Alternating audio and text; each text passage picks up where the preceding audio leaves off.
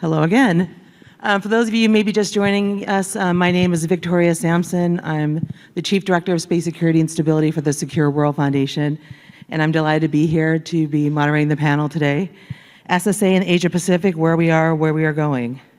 So while it's agreed that there's a certain baseline of SSA that is needed to ensure spaceflight safety, different operators and actors have different needs for it. So this panel will discuss those needs in the Asia Pacific region and examine how countries and companies within are determining what should be prioritized and how they're developing their own SSA capabilities, as well as looking at the possibility and potential for regional sharing SSA data, and also are there any challenges or roadblocks to doing so? So with me, I have an excellent, I think, very representative panel of the types of SSA operators and users in the Asia-Pacific region. Alphabetically, we have Melrose Brown, who is with the University of New South Wales, Canberra Space. We have Dan Ceperley, the founder and chief operating officer of LeoLabs. We have Siddhapur Tanumson, the director of Space Technology Research Center, GISTA. And then finally, we have Lexi Weichart, the manager of business development, national security, Astroscale US. And so today we're going to be looking at a bunch of different themes of discussion and challenges for SSA sharing. This is really building off of an event that the Secure World Foundation hosted this past summer, our Summit for Space Sustainability, where we talked about SSA in the Asia Pacific region. And it really came home to us, that there's a variety of actors and different capabilities. There's emerging space countries, there's established space powers, there's a burgeoning new space sector, there's legacy space companies, and there's just a variety of needs that they have, both in terms of using space for development, using space for active debris removal, using space for counter space capabilities, and with that comes just a wide variety of SSA needs and challenges. And so with that, I think I'm going to leave it to the panel to give their opening remarks and their thoughts on this, and I think we're just going to go down the line this way, away from me. So starting off with Lexi. Hi, everyone. Lovely to be here. My name's Lexi Weichart. I am the Business Development Manager for National Security at Astroscale US. Astroscale is a company founded with the mission to create a safe and sustainable space environment for on-orbit operations.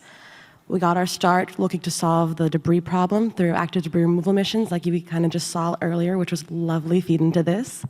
But we've been able to take that technology set and that capability and expand it to a whole slew of on-orbit logistics solutions, like refueling, life extension, and most recently, exquisite inspection capabilities as well. All of these are used to develop out a more resilient, flexible, safe, and really add more utility to our space environment as we grow. And in the nature of this panel, all of this feeds back into the need for more and more shared SSA needs as we're moving throughout the orbital environment. As we're moving now, we're all more stagnant, but as we kind of inject a more dynamic sense of how we operate in space as we move around more, the need for SSA is only going to grow. So as Astroscale is an operator looking to really change the way we move in space, our need and our interest in SSA is also growing as well. Yes, I'm Siddhapur Tanumson. I'm the Director of Space Technology Research Center from GISTA. It's the space agency in Thailand. And in GISTA, we are working on making a policy in the National Space Act and National Space Master Plan, including we have the facility to support in the private community in Thailand, and also we have the research and development, including the SSA and STM. We are working on that, and we also have to promote the business in Thailand as well. Good morning. My name's Dan Ceperley. I'm the Chief Operating Officer and one of the founders of LeoLabs. We're a company that was founded in California in 2016. We deliver integrated solutions for space safety and space security. We got our start from a background in radar science and now operate 10 radars on the ground spread around the world to provide a fundamental catalog and observations of activities in space, especially low Earth orbit. And it's an exciting time because we're seeing low Earth orbit get a lot more dynamic with a lot of proximity operations in addition to a growing number of conjunctions. So we were founded to make sure the infrastructure layer to support safety and security in space continues to scale with the massive scaling of activities there. So I'm Melrose Brown. I'm the director of UNSW Canberra Space. We are 10 years old this year. We're located at the Australian Defence Force Academy. So all of the students that we have are in the Australian forces, but we're a university civilian entity. We're best known for our satellite missions. So the last one that we launched, M2 mission, was really designed for space domain awareness and to improve space domain awareness capabilities on the ground. So we have flown a 12U satellite that we split into two 6U satellites, performed a range of proximity operations, and coordinated all of that with a range of Australian SDA providers, including LeoLabs participated in that, along with our other friends, to have very difficult targets to try and advance that capability.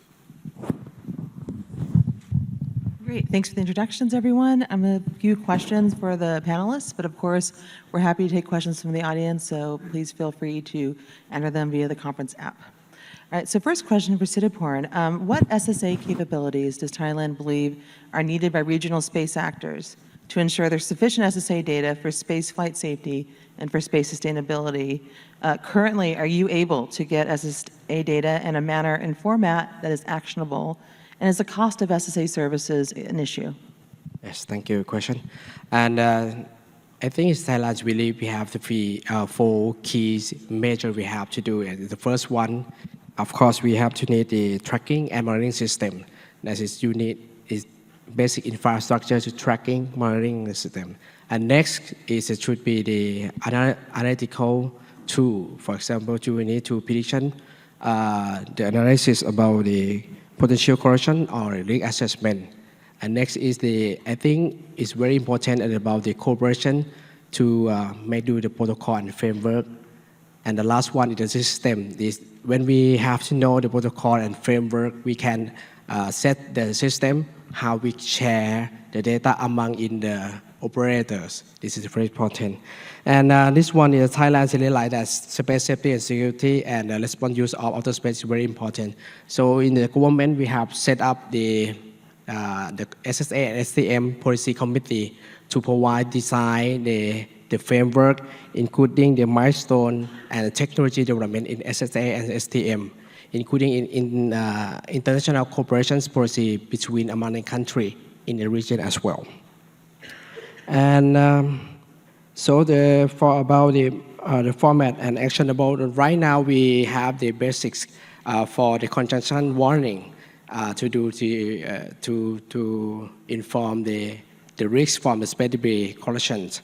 And in a few years, we have planned to implement in the whole nation to take care in the Thai satellites in not more than 2 years. For the cost, of course, is what, as you know, is quite expensive, especially infrastructure. The first one is cost from the radar or the optical sensor. In Thailand, we have planned to share this data between the military and civil. And then is the cost about the maintenance, including the operations. And the last one is how to upgrade in the next future. However, I think the main point is to mitigate the cost is the cooperation and sharing data between among the unit. That's it. Thank you. Melrose, kind of a similar question for you. What kinds of SSA capabilities does Australia see are needed in the region?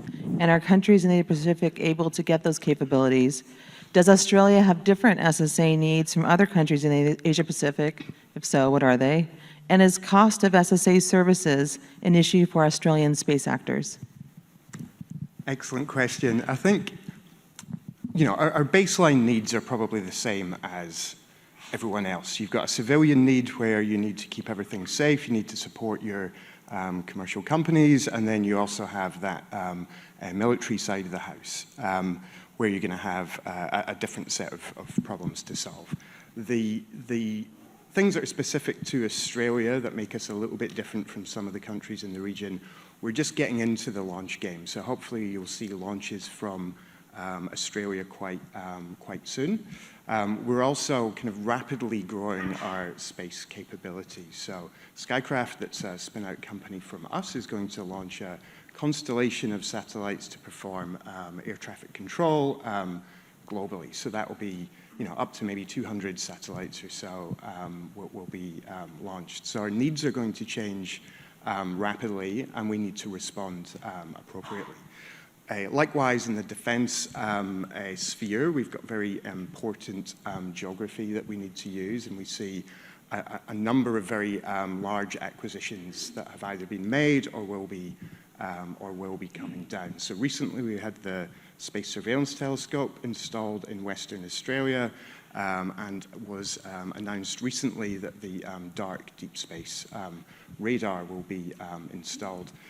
Supporting all of that, though, are a range of quite exquisite local sovereign capabilities as well. So you've got companies like EOS that have got world-class optical and active optical, so laser capabilities. We've got passive radar from the likes of Silentium, a new company, QuasarSat, that's spun out of our National Science Organization, has this cryogenically cooled phased array comms capability, but they're also using that for passive RF, and then a range of university activities. So there's a lot of emergence coming, but I think what we really need to work on is the use of that SSA data. So you can have as much of the observations as you want, but if you don't have a well-trained kind of end user base that can use that to make really good decisions, then you're only really working on one part of the problem.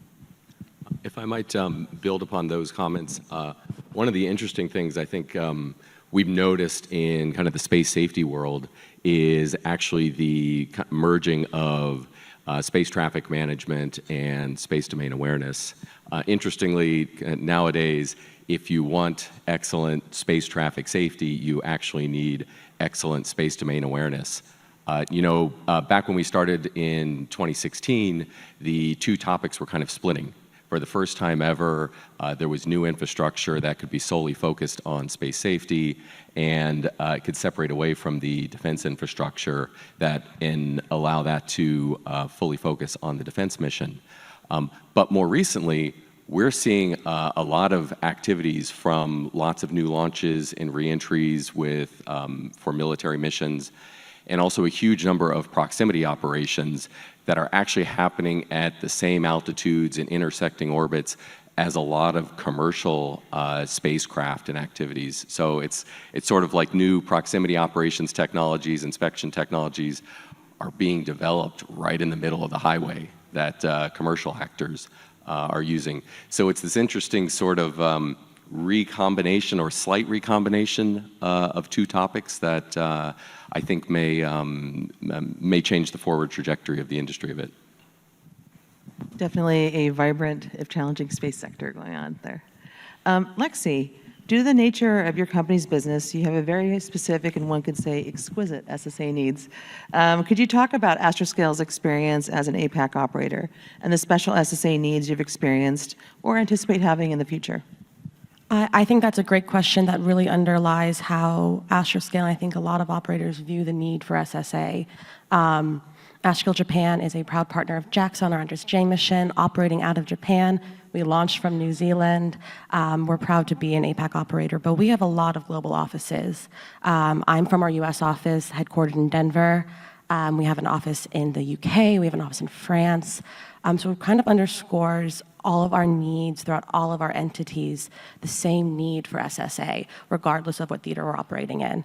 That being said, back to a point that Melrose made earlier, that explicit region of the world, the Indo-Pacific, is a very important theater that we recognize and really propel and push for the cooperation of data sharing to ensure the safety of that explicit region.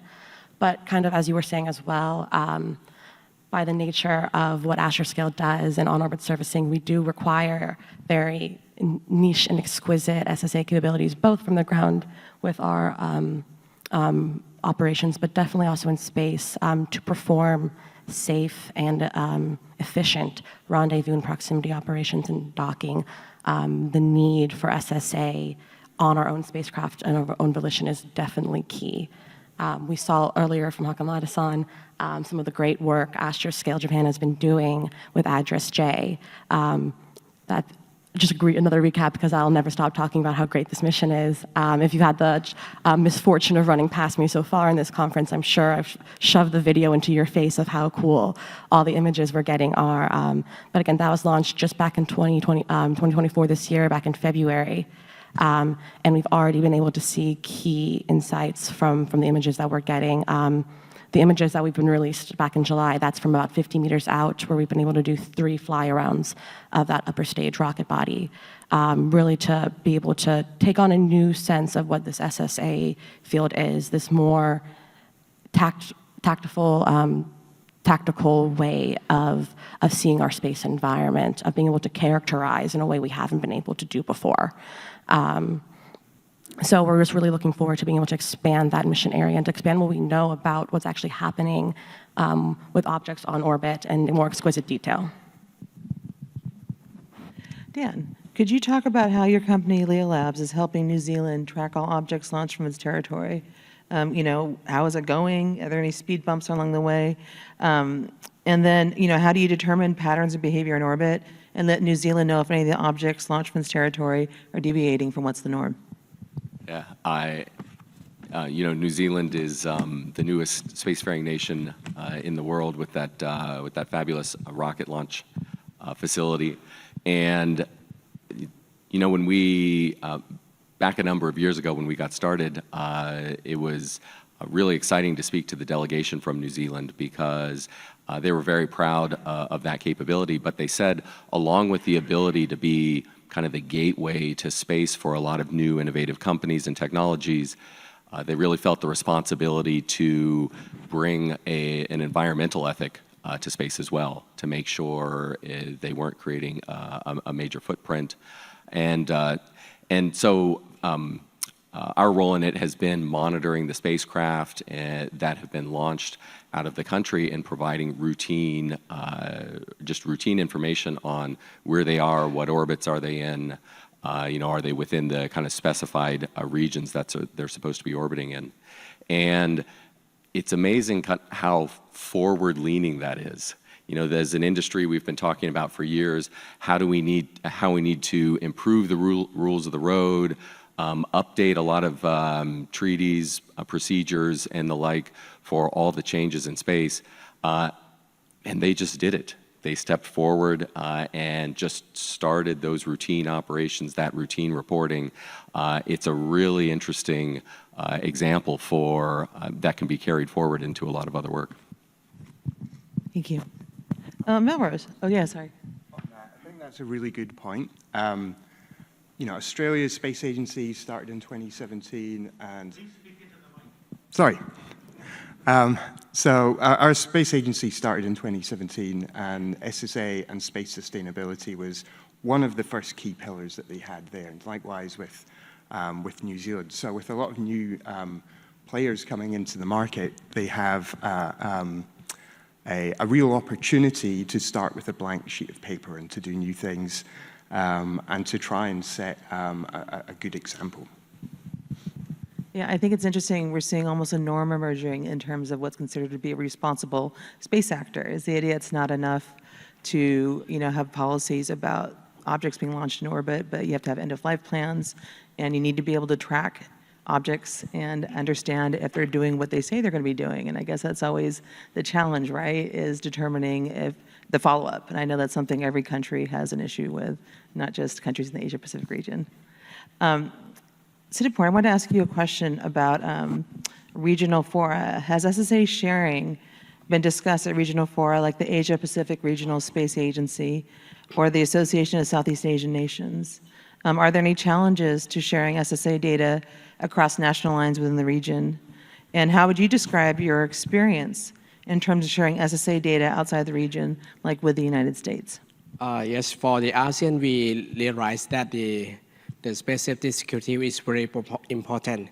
In 2023, last year, in ASEAN, we have a meeting and discuss about SSA ATM, and we set the project, SSA ATM project, and have the framework, a draft framework. Right now, we have set the committee, expert committee, and have a 4 working group, including in the SSA, STM, and Spaceflight, and the last group is about the policies. So this is the key initiatives for the ASEAN to have the sharing the data and facility together. So in this year, maybe in October, we have planned to discuss more about what project we have to start, especially in the space capacity in the ASEAN. And in the experience with the sharing the data for Thailand, we have experience. Many operators in Thailand have used the space track to share the data. And some systems already have the automatics. For example, when we have the warning from the space track, we will know exactly, and then the system is automatically send the ephemeris, the GPS, to confirm the risk of this object. That's it. Thank you. Just a reminder as well, the audience, we do have the opportunity for you to ask questions. I can keep going for the full hour, but perhaps you want to hear someone besides me talk, like Melrose, for example. So Asia-Pacific countries have noted that they have a particular interest in tracking items from satellite launches, but also re-entering debris, as they have had items from launches and re-entering objects land in their territories. I know Australia has had some experience with this recently. Could you talk about this? And then, do current SSA services adequately provide this sort of coverage? Yes, re-entering debris. So 150 kilometers from Canberra, we had some SpaceX debris landed, but we've also had a range of other events that have happened, and it is a concern for countries in the region.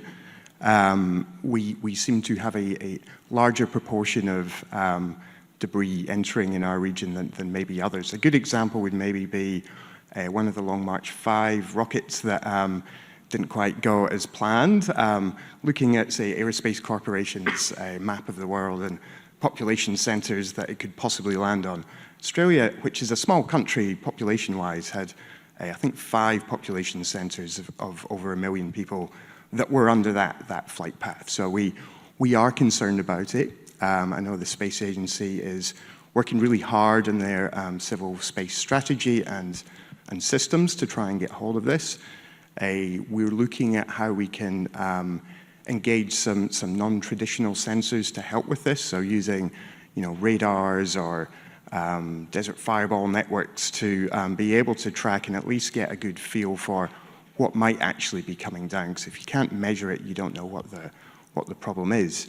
But on the flip side, for controlled re-entries, we're trying to really see whether that's an opportunity for Australia. You saw in the keynote speech today, Hayabusa, nicely perched on some beautiful red sand. That was actually in Australia. So there is a real push to see whether we can use the wide open spaces that we have to support intentional return missions. But as far as the sensors and the technology goes, it's not really where it needs to be. Even if you can track it when it comes down, if it's going to hit someone, you need a lot longer, you need a lot more notice than that. You need to be able to take action. Otherwise, you're just watching a movie play out rather than managing the problem. If I may as well on that, just from the commercial side, I think that the question of reentry opens up a really interesting business case argument as well. As we kind of mentioned earlier, as regulatory will work to slim down that time frame of required deorbit of space debris on orbit. You have to look at what that's going to affect and what you're going to have to start tracking, and where we haven't done that so far. So in addition to our debris removal missions that we're funding, we're also working from a UK office on end-of-life disposal in LEO. So in addition to removing non-controlled debris objects, we're also going to be going up and docking with prepared satellites that are just satellites at the end of their life that can be deorbited to fit in within some of these new regulatory requirements. And our goal as a company operating in any orbital regime is to do so safely, from docking through the end of the mission. So that is a really interesting place, I think, in the market for SSA that can be explored of where does this commercial model for the reentry and that data to be fed back into some of the operational choices being made.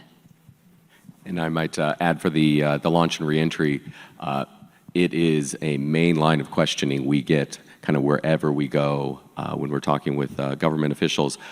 We often spend a lot of effort and time on detailed analysis of what's happening in space, things like patterns of life for satellites, our maneuver plans deviating from the norm, our altitudes raising and lowering and the like. But often the most pressing question is the very basics. What is going into space and what is coming back out of space? And that is one of the more, two of the more challenging kind of aspects from an SSA perspective is having the sensor coverage, having the modeling, having the atmospheric knowledge in order to be able to make those predictions and also very rapidly find the new satellites on orbit. And so in terms of finding new satellites on orbit, a lot of our time is actually spent supporting rideshare launches. You know, it used to be the norm as 2 satellites go into space on a rocket. You know, now it's 100 satellites. And so hunting down a specific satellite among the pack, especially when they're maneuvering, can get quite difficult. But as you have more scalable infrastructure, you get more frequent looks at the objects, you can actually much more quickly pick apart who is who and make sure all of the satellite operators are successful as they reach orbit. And then that also works for kind of unannounced launches. Similar technology is quite useful for rapidly figuring out how many payloads have been introduced to orbit, where are they headed, how are they acting like internet satellites, Earth-observing satellites, or something else? Yeah, I've heard from 3 out of the 4 panelists on this. Let me ask the 4th, Siddhiporn. Has Thailand had any experience with items from launches or reentering debris coming in on your territory? And if so, what was it? Did you guys get any notification that this was going to be happening, or were you just surprised when something came in your territory? Yes, in the past, in about 10 years ago, we have experienced is unknown objects is falling down in Thailand. Fortunately, no casualty or any damage. That's a good one. And after that, we had just checking what is it come from? Is it come from the airplane or come from launch vehicle or satellites? We don't know exactly. Take about time 2 or 3 months. We know exactly it's come from the launch vehicle. Yeah. And then we set the small committee to set up the protocol procedure how to perform in the government. It's just a starting point from, I think it's 8 years ago. And then after that, we have experienced a lot of the launch vehicle with drop down in Thailand, quite a lot. And it's quite, I think it's really dangerous for our country. So that's why we have set the main committee from the government and develop a technology to monitoring. Right now we can do some re-entry, but we still need some initial data from the space tracks because we don't have many optical right now. So and then we can some calculate and analysis where it's possible to falling down in Thailand. You can see in maybe 5 years ago, many launch vehicles dropped down in ASEAN quite a lot. And after that, we have set up in the ASEAN to discuss in this way and enhance our space capability and try to cooperate with all nations for sharing the data and facilities. Thank you. Alexei, I want to pick on something you mentioned earlier about, there's a possible commercial opportunity for looking at reentry debris, but also just kind of big picture, what does the commercial SSA sector look like in the Asia-Pacific region? How do you see that evolving as regional space efforts mature and change?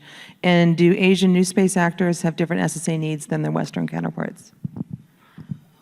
I think the most interesting part of SSA is just kind of how it's grown over the last few years. I got my start in space in radio astronomy.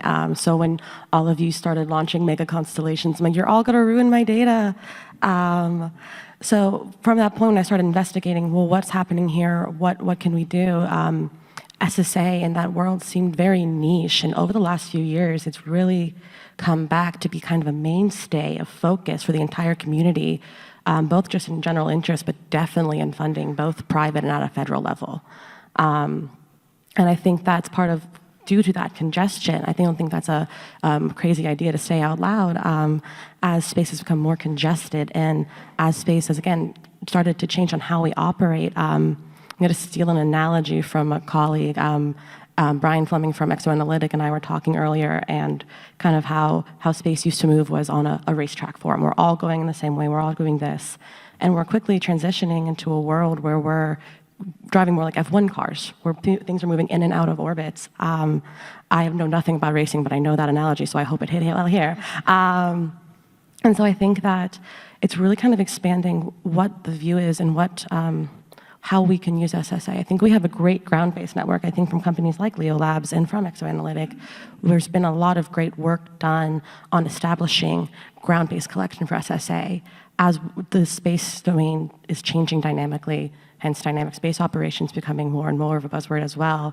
The need to grow that same kind of infrastructure on orbit is going to be really key, both from general SDA, SSA platforms on orbit to true NEI inspection cases like the one Address J is doing. And I think that this issue is far beyond just working in the APAC bucket. SSA is going to be a global issue, and I think that the global interest in this market isn't going to go away. So working kind of within astroscale of all of our needs being plugged into various versions of ground-based and on-orbit SSA for our various missions has really underlined that in our business case and in our market of this is going to be something that across all of our regions and all of our domains is going to continue to matter. Yeah, of course. Add one other thought too. One of the things we found is that as a country's footprint increases in space, it very dramatically or very rapidly shifts the conversation from kind of the theoretical, what policies and procedures may need to get in place, over to the operational. And there's a very sudden uptick in the need to understand what's going on in space, the need to get different sensor capabilities, different analytics together in order to support the ongoing reporting and safety services and the like. And I think the story of low Earth orbit recently has been about kind of very dramatic changes, very rapid increases in the number of satellites. On commercial company side, it's, you hear satellite programs in development for years, a test satellite or two gets into orbit, and then all of a sudden it goes operational and the number of satellites climbs dramatically. I think we are likely to see the same thing from a number of countries over the next few years. So as their startup industries take off, as national programs take off, the number of satellites, their footprint in orbit is going to grow quite dramatically, and that opens up opportunities for the commercial sector, for Astroscale, for LeoLabs, for others, to bring a lot of those SSA capabilities to bear. I'd maybe just pick up on a really good point that Lexi made. You came into this from radio astronomy. I had a hypersonics background. Everyone's kind of found their way here from somewhere else. And I think a big part of the growth and explosion of SDA has been the communication of the problems that are being faced into those adjacent sectors, so that, in Australia, we've got lots of really good radio astronomy. We've partnered with our science agency, CSIRO, to start doing some cislunar SDA with one of their older radio telescopes. There's been a big HF group. There's a lot of space weather, and it kind of needs to all coalesce and form and see how you can start using some of these capabilities together. So, back to your earlier point, trying to make sense of all these rideshare launches. Radar is really good, but if you put an RF component in there as well, then you can buy that error down by having that diversity of sensor technology. So I think just getting the word out that there are big problems to solve and other people that aren't immediately in the sector can help to solve those. Please. If I could add one more, the great point, and a lot of the recent developments come out of kind of decades of research that really created fertile ground for all this new technology. So I also kind of had to start in radio astronomy, working with the Allen Telescope Array, and some of my co-founders had actually worked with the U.S. National Science Foundation for 20 years, building these radars to study the northern lights, do ionospheric science, and they were inadvertently tracking satellites, and for years throwing the data away.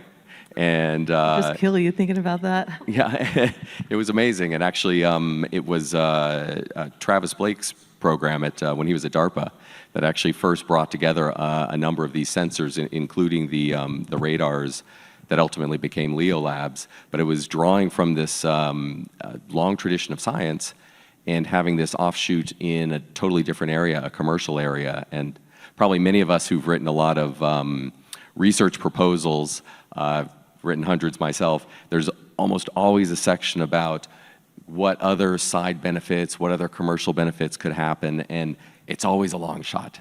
It very rarely happens, but it's exciting to see that actually in this corner of the industry, there's a lot of those transitions happening. A lot of the technology coming out of R&D is coming over into the commercial sector and really accelerating the technologies and enabling these new capabilities to be fielded that in the past could have taken decades are now taking single-digit years. Thank you. Actually, Dan, I have a question for you. Let's get that microphone back up. So the Secure World Foundation with LeoLabs co-organized the first Orbital Debris Remediation Summit in February this year in New Zealand, which I was not able to go to, and I'm still not bitter about that at all. Me neither. Yeah. But I understand that this event brought together representatives from space agencies, academia, and industry to discuss how the community can make progress in orbital debris remediation, especially for large debris objects. And it had 4 sessions. They each addressed a different set of challenges for remediation: economic, programmatic, economic, and diplomatic. The report is available on Secure World's website, swfound.org. But I'd love to hear, your takeaways from the summit and, what you thought about the discussion. Yeah, absolutely. It was an absolute delight to get a number of commercial and governmental players together, and a big thank you to the New Zealand government as well for supporting and making that happen. Some of the big takeaways that came out of this were the kind of space debris problem in a way can be split into 2 large categories. There's sort of the historical category and there's the new category. And on the historical side, there's a lot of stuff that's been left in space over the last X number of decades. And 90% of it comes from the US, China, and Russia. And so I think there's a lot of work to be done, not only on the technical side, that's absolutely needed, but also on the policy side to figure out how to coordinate and enable the cleanup of that situation.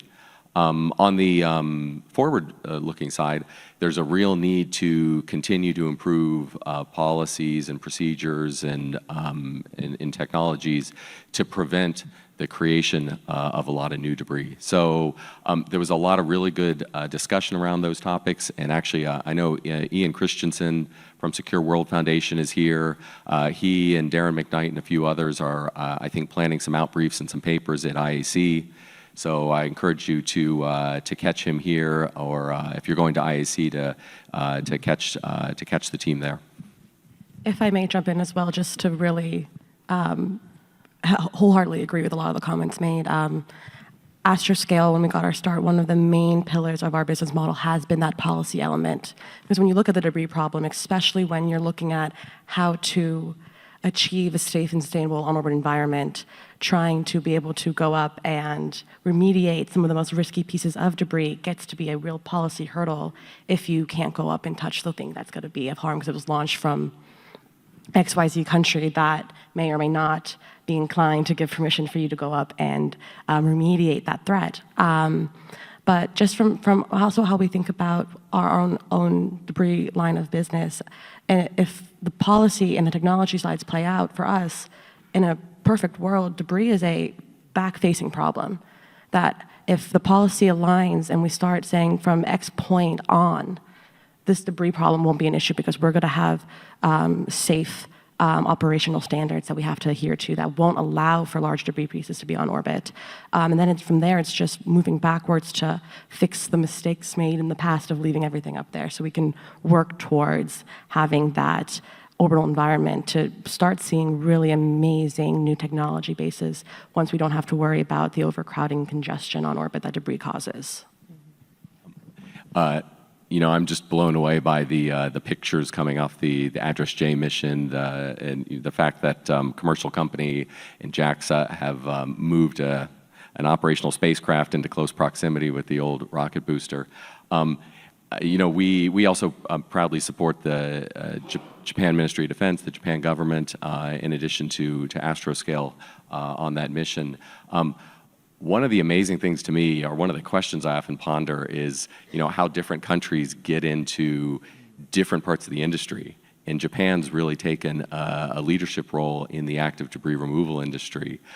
And you often wonder, how did that come to be? Why? And I just remember maybe 6, 7 years ago, when one of my early trips to Japan, there was this really interesting moment.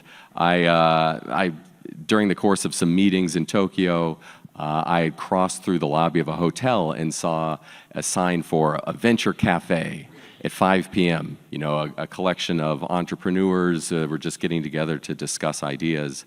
And so I noted it. I said, oh, that sounds interesting. After I completed the day, I went back to the cafe to check it out. I was walking around talking to the other entrepreneurs. I was showing them the globe visualization that LeoLabs has. We have this globe that shows the debris, the satellites flying around it.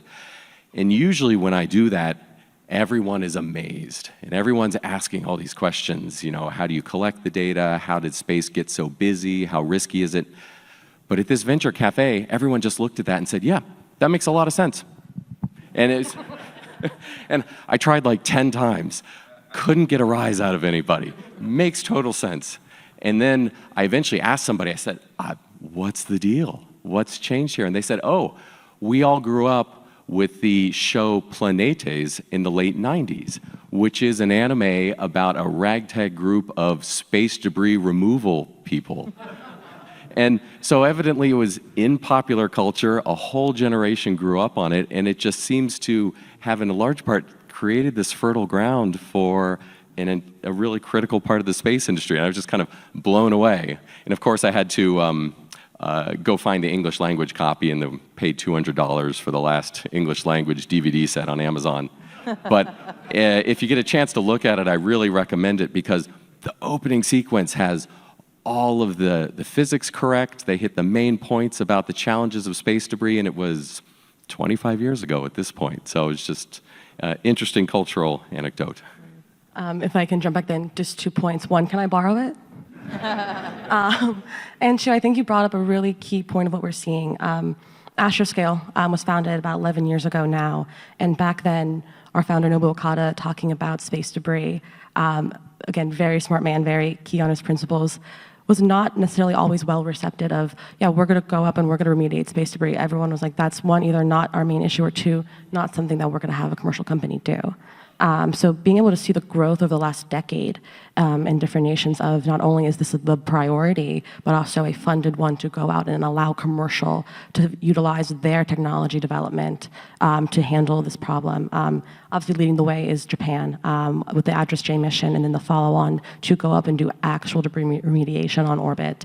But also the UK, we have funded missions out of the UK to also look at starting to do active removal there. So other parts of the world opposed to the US are really leading the way on how to tackle this debris problem in a way that the US hasn't been able to tackle yet. Which is interesting because we did do a lot of it. So let's need to think about your words. Yeah. So question for all the panelists. What do you think are the prospects for the APAC region doing more formal SSA cooperation, like with Europe perhaps? Or does everyone just focus on working with the United States? Well, I think US is always going to be a big partner in the defense side, but certainly in the civilian side, it's a global problem. A lot of the emerging problems are happening in low Earth orbit, and if you're just focusing on your own data, that's going to be problematic. But it's more than data as well. It's about language and approaches and how you solve things. And if you each kind of have your own lexicon of how you choose to describe things and respond to things, it's very hard to actually coordinate. So I think we need a data solution that spans into Europe and beyond, but I think we also need to work on that a behavioral piece, but also how we choose to describe those risks and threats, and when make sure that when someone says one thing, that someone else actually understands what they mean as well. So I really hope we will see a lot more of that interaction. And certainly from Australia's side, there's been a lot of strong outreaches into Europe and also into India recently as well. So hopefully we will see that soon. I might add that it's exciting time on the commercial SSA service provider side as well, because a lot of the communication or coordination between countries tends to rely on military sensors or military systems and the like, and there's necessarily kind of a level of secrecy or classification and the like that can slow some of the communication. On the commercial side, we produce not classified information. And so that's a set of radar measurements or imagery or the like that can just be shared immediately. So when a rocket booster breaks up that just carried 18 satellites to space, or a satellite breaks up like Russian satellite near reentry, or the Cosmos 1408 ASAT test happens, we can collect data that just can be shared right away to enable cross-queuing of sensors, to enable kind of responses and policies that may need to be time critical. And so it's kind of an additional layer that potentially allows communication kind of point to point between all sorts of different actors, which I have to believe makes the whole process faster and more resilient. Yes, I think the important is maybe the framework protocol, how to share the data between. I speak instead of in term the government. This is difficult because some of data is sensitive. Like you said, Dan said, is maybe it's not sensitive for the data. It actually should share immediately because for safety in the space or the entry to the Earth.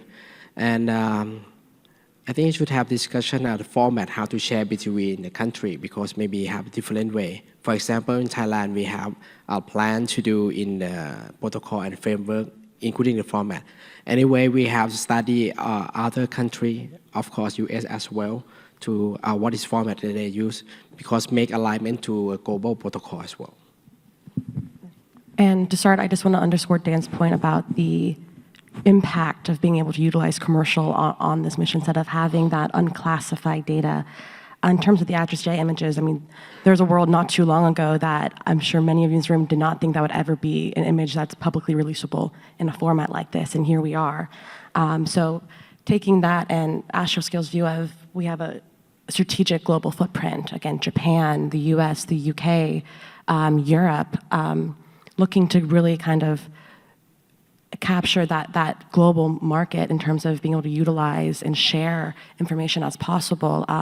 We've all heard the term allied by design, but being able to actually put weight behind it, I think utilizing commercial sector, both ground-based SSA and on orbit, I think is a really key element of putting some weight behind those words. A question from my colleague, Crystal Azelton. While satellite operators are the primary consumers of SSA data, researchers and others also need it. So how will those communities access evolving data sources? Thoughts? Our academic Well, is jumping speaking to the on mic. behalf of the academic community, look, we could do with more. We hear about SDA being a big data problem, and how do we reduce all this data down? And then for many years, as an academic, you're like, well, where is it? Because if you give it to us, then we can start to develop new tools and start to go after some of these problems. So it's a valuable product that people are looking to turn into commercial a business. So we need to be aware of that. But I think we do need to find new models to be able to get good representative data sets that also reflects the kind of cadence and the challenges of different bits of data coming in at different times into researchers' hands if we want to see new methods that are going to be able to deal with highly maneuverable populations of spacecraft. Going forward, it's not going to be good enough to just look at where a satellite was yesterday and be able to predict where it's going to be tomorrow if everything's maneuvering multiple times per day. So that needs new methods and new approaches, but if you don't get the data and the problems and the challenges into the academic community's hands, it's going to be quite hard. I might add that there's a few different avenues that we at LeoLabs engage with the research community, and I myself was a researcher for a number of years, so I'm sympathetic. One thing is certainly with research programs, grants, and the like supported by national agencies. Quite often our role is to provide test data sets, development data sets that the researchers can use. We also, each year, generally partner with a small handful of academic researchers that are kind of pushing interesting technologies that may be on kind of the edge of what we do, that might be interesting, kind of new capabilities, new markets, and the like. And working with researchers is an interesting way to kind of test those and advance the state of the art. And then the other thing, going back to earlier in the career, we do tend to have some interns, people from college, people from grad school who come to work with us. And we actually had a really fabulous student this year from Stanford who helped us with some of our next generation radars, where we actually have 2 radars in development that'll be built here over the next year. He got an opportunity to work not only with the hardware, but also interact with the software and the data science teams and learn from that. And I think he'll carry that back into the research world. Thanks. And just kind of to Ceperley, along the same lines, I mean, does JSTA work a lot with universities on this sort of data exchange or anything like that? Yes, for the data sets and university have working on. Right now we have the many universities try to develop the radar and the tracking monitoring systems, including JSTA as well. So the first problem we have first the format. We have to do that. So we have discussed, have made a consortium to discuss in this one and make another data set. And another thing is that happen is university is difficult to store it. The data is quite a lot and big, and have to invest the huge money for the storage. So now on discussion, and it's possible to be some unit maybe and JSTA to have the storage to correct this one, because our experience to do the correct data from the optical sensor is quite huge. In each year, it's quite a lot to store it. So usually it's difficult to capable to have the budget to this one. For the whole panel, do you think SSA advancements in space cooperation and R&D will take place primarily within the commercial sector or with governments for the next 20 years? I think, personally, I think it's going to be a mix. So, on the commercial side, as I mentioned before, there's kind of a growing set of capabilities to enable all of these cross queues, to enable the development and delivery of conjunction data messages. And today, we're supporting 75% of all the satellites in low Earth orbit with safety services. We mentioned earlier in the conversations some of the real pathfinding work that the New Zealand government is doing. One other that I would really highlight is the TRACS program here in the U.S. They just went through a number of months, I think about 6-month program of a really deep dive, a really rigorous analysis of a bunch of new commercial capabilities with an eye towards how can those support the space traffic safety going forwards. And I think they just did an absolutely fabulous job. You know, they really put our teams to work. A whole team of commercial vendors got together to deliver a solution. So I know a lot of that team here is here at the AMOS conference and will be at the IAC conference, but I encourage people to go talk to them because they often talk about the federated future of space traffic safety systems, and they're leading the way with a brand new space traffic safety system that will probably be the essentially the pathfinder for other national systems to come. Yeah, and if I can kind of just expand that question to not just SSA, but just kind of the state of technology development and R&D for commercial and government more broadly. I think there's a play on both ways. So Astroscale's first on-orbit mission, LSA-D, was a private self-funded demonstration mission that we were able to fund ourselves to prove out that technology. Our life extension program, Lexi, I did not change my name, it's not named after me, it's just happenstance, is also a self-funded mission that we've been able to put forward ourselves as a fully commercial solution. So there is a pathway there, but if I'm one thing more than an astronomy nerd, I am a federal budget nerd. And that kind of just underscores the importance as the government's role in being a signaler and a good customer of all of these technologies that are being developed, that having not as predictable as we can. We all know the federal budget process in the US and Congress is not the most predictable or enjoyable time of the year, but just showcasing support of the data and of the mission concepts that you want to be using, of putting that within budgetary terms that can be then taken to investors is a really key aspect of creating the technology that you're going to want to use in 3, 5, 10, 20 years. Yeah, I would, you know, is it going to be industry or is it going to be government? I think, you know, academia also has an important role to play here because, you know, government sometimes works quite slowly. It's got certain political interests. Commercial companies need to make a business model, but academia, we operate in a much more independent way. But there's a role for everyone, so it's relatively easy for academics to go out and cooperate and collaborate and get activity going. But if you don't have industry playing their part and providing that, you know, taking ideas and actually turn them into usable solutions, and if government's not coming along behind as the, you know, the big bulldozer to smooth everything out and cement all that work, then it will all just dissipate. So I think it's going to be a bit of a team effort going forward.